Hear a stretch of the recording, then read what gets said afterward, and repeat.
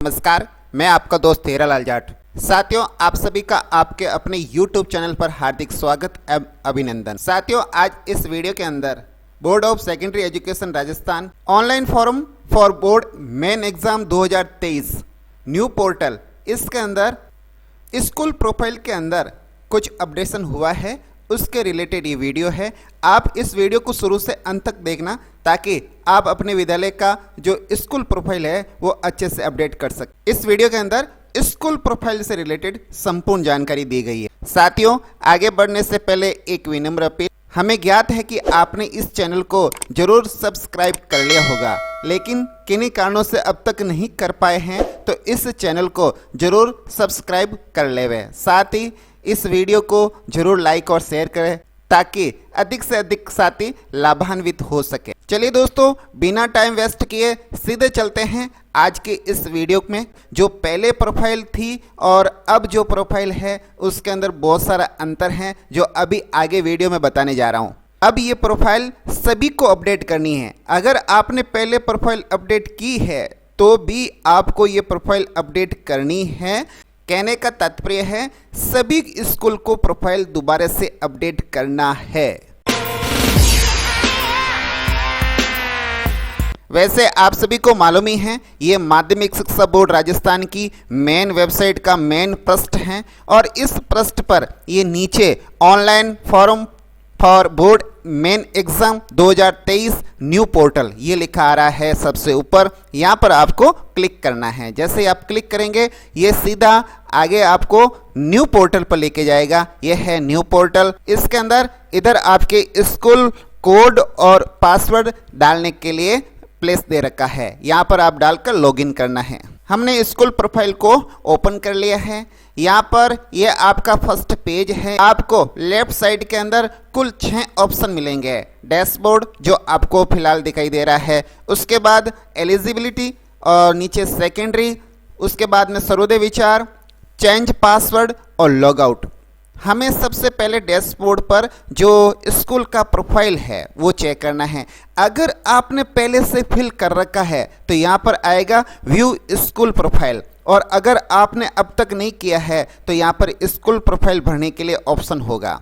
और अगर आपने भर लिया है तो आप उसको देख सकते हैं और नीचे एडिट का ऑप्शन ये शुरू कर दिया है। पहले प्रोफाइल के अंदर ये एडिट का ऑप्शन नहीं था, ये अब नया अपडेट है। अगर कहीं पर भी आपके प्रोफाइल में कोई त्रुटि रह जाती है तो इस बटन के माध्यम से आप अपनी प्रोफाइल के अंदर चेंज कर सकते हैं। हम माध्यमिक शिक्षा बोर्ड को इसके लिए आभार ज्ञापित करते हैं। पहले दोस्तों इस ऑप्शन को देख लेते हैं, व्यू स्कूल प्रोफाइल। जैसे इस पर क्लिक करोगे आपने जो प्रोफाइल भर रखी है वो प्रोफाइल यहाँ शो हो जाएगी। जैसे हमने ये पहले भर दी थी। यहाँ पर एडिट प्रोफाइल का ऑप्शन यहाँ पर भी दे रखा है और बाहर भी दे रखा है, हम उसको चेंज कर सकते हैं। फिलहाल हम अभी डैशबोर्ड पे जाकर हम उस एडिट ऑप्शन से ही एडिट करना चाहेंगे। आपने जैसे ही उस पर क्लिक किया आपके सामने थोड़ा सा समय लेकर ये आपको प्रोसेसिंग करके ये दे दी आपके सामने स्कूल प्रोफाइल। इस प्रोफाइल के अंदर जो सबसे पहले ऑप्शन है वो है विद्यालय कोड। यहाँ पर विद्यालय कोड होगा और दूसरा ऑप्शन है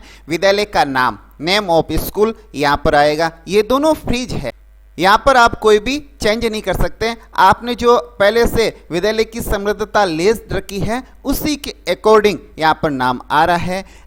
अगला जो तीसरा ऑप्शन है वो है एरिया टाइप, यानी क्षेत्र का प्रकार, ये एडिटेबल है। यहाँ पर रूरल और अर्बन ये दोनों आ रहे हैं, इसमें से आपका जो है वो सिलेक्ट कर लीजिए। जैसे हमने रूरल यानी ग्रामीण को सिलेक्ट किया।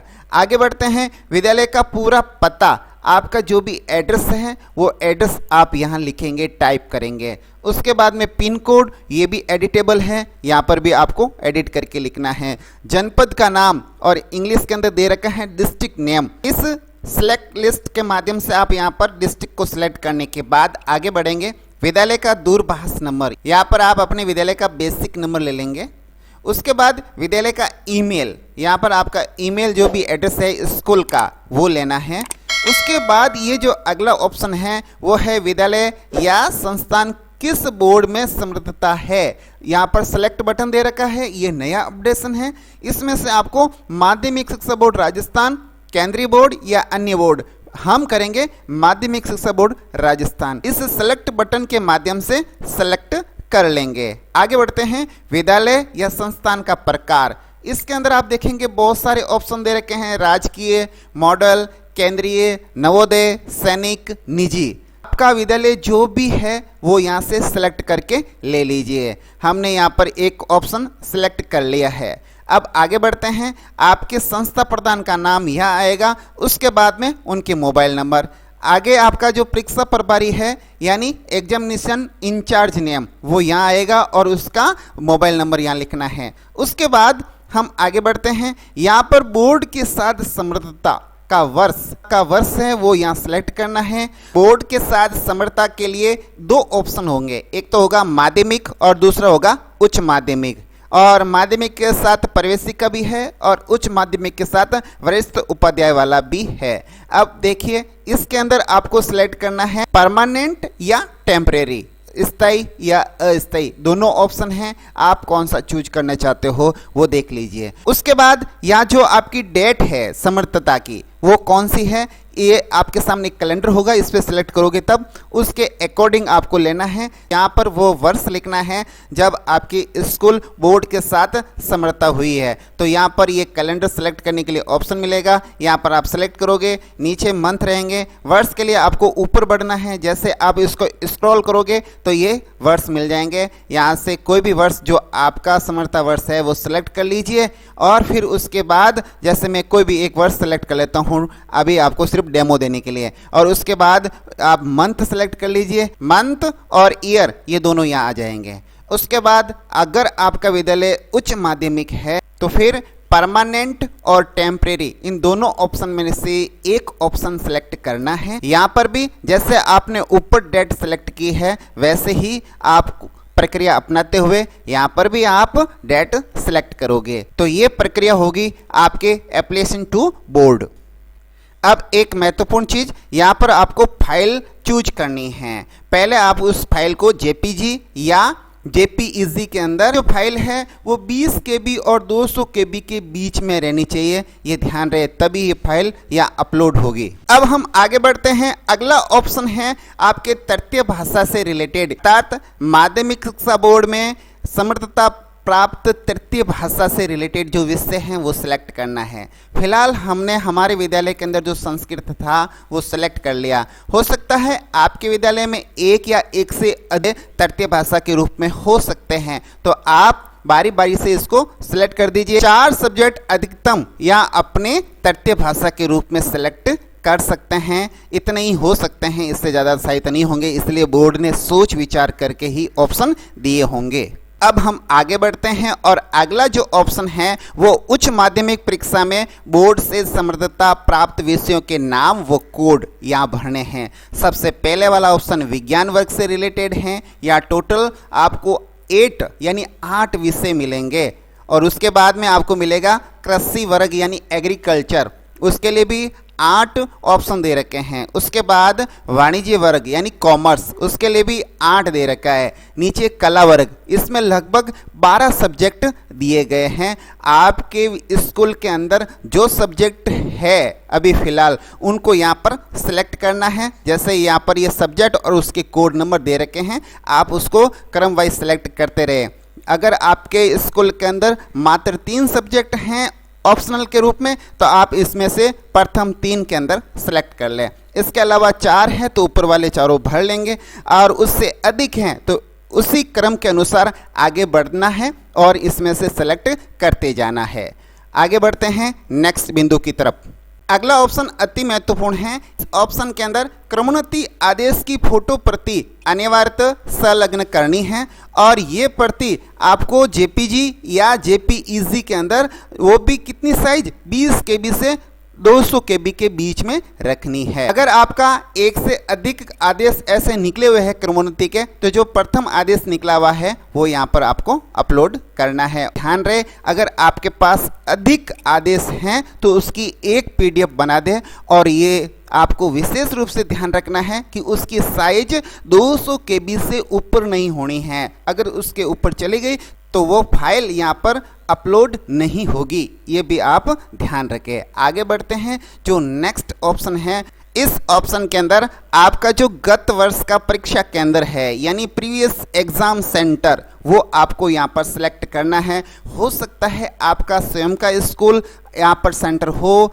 और ये भी चांस है कि आपका स्कूल सेंटर नहीं है, तो आपका जो सेंटर है वो सिलेक्ट करना है। हमारा सेंटर अलग जगह है तो फिर हमने वो सेंटर अलग सेलेक्ट किया है। और अगर आपका सेंटर आपका स्कूल ही है तो आपका स्कूल आ जाएगा। नीचे लिखनी है दूरी, आपके विद्यालय से दूरी। आपका स्वयं का विद्यालय है तो यहाँ आएगा 0 और अगर कोई दूसरा विद्यालय है तो वो जो आपकी दूरी है वो किलोमीटर के अंदर लिखनी है। जैसे हमारी दूरी 1 किलोमीटर है तो हमने 1 टाइप कर दिया। ऐसे ही आपको भी 0 या आपका जो भी किलोमीटर बन रहा है वो लिखना है। आगे बढ़ते हैं। अब यहाँ पर होगा आपके गत वर्ष परीक्षा केंद्र और वो किसका? सीनियर का। ऊपर तो था 10th क्लास का, नीचे है सीनियर सेकेंडरी का। आपका जो भी परीक्षा केंद्र है वो यहाँ पर सेलेक्ट करना है। नीचे आपको दूरी लिखनी है। आपका स्वयं का विद्यालय होने पर यहाँ पर दूरी 0 आ जाएगी। अलग विद्यालय होने पर जो दूरी है वो किलोमीटर के अंदर आपको यहाँ पर लिखना है। आगे बढ़ते हैं। नेक्स्ट ऑप्शन है आपका निकटतम नोडल विद्यालय। आपका जो परीक्षा से रिलेटेड यानी जो सेंटर का नोडल विद्यालय है वो नोडल विद्यालय यहाँ लिखना है। और उसके बाद में आपका जिला मुख्यालय से दूरी यानी आपका जो डिस्ट्रिक्ट हेडक्वार्टर है वो आपके स्कूल से कितना किमी दूर है वो किलोमीटर के अंदर दूरी यहाँ लिखनी है। अगला ऑप्शन आपका निकटतम जनपद व दूरी, अर्थात आपके स्कूल से कौन सा डिस्ट्रिक्ट बहुत नज़दीक पड़ता है वो लिखना है और उसकी दूरी कितनी है वो यहाँ लिखनी है। फिर निकटतम तहसील वो लिखनी है और उसकी दूरी लिखनी है। और निकटतम परिवहन स्टेशन यानी आपके लिए जाने का आने का जो सुविधा रहती है स्टेशन, वो स्टेशन यहाँ पर आप लिखें। उसके बाद आगे बढ़ते हैं नेक्स्ट ऑप्शन की तरफ। ये ऑप्शन है कि name of centre where you want to collect practical examination material. आपको अपने प्रैक्टिकल एग्ज़ाम के लिए कहाँ से सुविधा रहेगी, कहाँ से आप प्रैक्टिकल का सामान कलेक्ट कर सकते हैं वो आप यहाँ पहले डिस्ट्रिक्ट टाइप करें और जैसे ही डिस्ट्रिक्ट आप यहाँ से सेलेक्ट कर लेंगे तो उसके अकॉर्डिंग यहाँ पर जो वितरण केंद्र है यानी डिस्ट्रीब्यूशन सेंटर जो है वो सभी आपको यहाँ मिल जाएंगे। आप उसमें से सिलेक्ट कर दीजिए। अब जो अगला ऑप्शन है वो है डिटेल ऑफ प्रैक्टिकल एग्जामिनेशन 2023 के अंदर जो आपके प्रैक्टिकल की डिटेल देनी है वो इसके अंदर देनी है। कौन सा सब्जेक्ट है वो सब्जेक्ट चूज करना है, उसके अंदर कितने स्टूडेंट्स हैं वो आएंगे और लैब की कैपेसिटी कितनी है वो यहाँ फिल करनी है। इधर आपके जो प्रैक्टिकल का सामग्री है रिक्वायर्ड है उससे रिलेटेड है, कितनी आपको ज़रूरत है, कितना लास्ट ईयर का बैलेंस है वो टोटल या रिक्वायरमेंट आपकी है वो इसके अंदर आ जाएगी। जैसे practical answer sheet, driving seat geography के अंदर, ड्राइंग सीट आपके ड्राइंग के अंदर और ग्राफ पेपर फिजिक्स के लिए। तो इतने सारे यहाँ ऑप्शन हैं वो आपको रिक्वायर्ड यहाँ लिखनी है, लास्ट ईयर का बैलेंस यहाँ लिखना है और टोटल रिक्वायरमेंट आपको यहाँ लिखनी है। अगला जो ऑप्शन है वो लिखा है whether your school was centre in board exam 2022, if yes give last year balance detail. अगर आपको पिछले साल बोर्ड सेंटर था और आपके पास जो प्रैक्टिकल का था सामान, तो अगर बैलेंस है तो यस लिखना है और अगर बैलेंस नहीं था तो नो, और आपका सेंटर ही नहीं था तो नो हो जाएगा। जैसे हमारे तो सेंटर था ही नहीं तो हमने नो कर दिया, आपको भी नो कर लेना है अगर सेंटर नहीं हो तो। और अंतिम ऑप्शन देखते हैं if your school was exam centre 2022 give the name of nearest answer book collection center where you want to deposit copies of exam 2023। अब इसकी साधारण भाषा में हिंदी यह है कि आपका स्कूल अगर एग्जाम सेंटर है तो आपका जो आंसर कलेक्शन करने के संबंध में डिपॉजिट कॉपी 2023 की करोगे तो यस करना है, और आपका स्कूल अगर सेंटर नहीं है 2022 वाला तो फिर यहाँ पर आप नो ही करेंगे। जैसे हमारा सेंटर था ही नहीं तो हमने यहाँ पर नो कर दिया। और अगर आपका स्कूल एग्ज़ाम सेंटर है तो फिर आपको यहाँ पर यस करना है। और जैसे यस करोगे तो आप कहाँ से वो कॉपीज़ वगैरह कलेक्ट करेंगे, डिपॉजिट करेंगे, वो सब यहाँ पर आपको डिस्ट्रिक्ट देना है और नीचे सेंटर कलेक्शन देना है। हमारे नहीं है तो हम वापस नो कर देते हैं, ये सारे ऑप्शन यहाँ से गायब हो जाएंगे। जैसे हमने नो कर दिया, यहाँ से ऑप्शन यह डिसअपियर हो गए। इतना करने के बाद अब आप एक बार अपनी प्रोफाइल को अच्छे से चेक कर लेवे।